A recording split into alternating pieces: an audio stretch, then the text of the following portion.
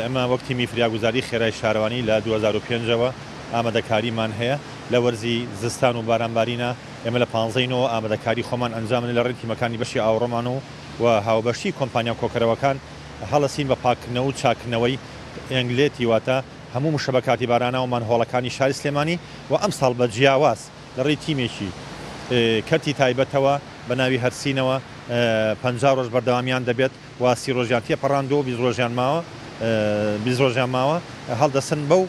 چاکردنەوە و چارەسەرکردنی ئەو منهۆڵانەی کە گرفتێکی قورسی هەیە و بە تیمەکان یا بە ئامێرەکانی ئێمە چارەسەر ناکرێت و بەردەوامیان هەیە و جێدەستیشیاندارە سوپاسیانەکەین و هەموو ئامادەکاریەکان کراوە ئێمە تیمەکەمان بریتێ لە 30 کارمەندی بەشی ئاوەڕۆ و 25 ئامێری جۆرا و جۆر و لە حاڵەتی قورسیشا تەواوی ئامێرەکانی شارەوانی سلێمانی کە 250 ئامێرە لە ئامادە باشیە لە خزمەت هاوڵاتیانە بۆ ئەوەی کەمترین زیان بە هاوڵاتیانی خۆمان بگات.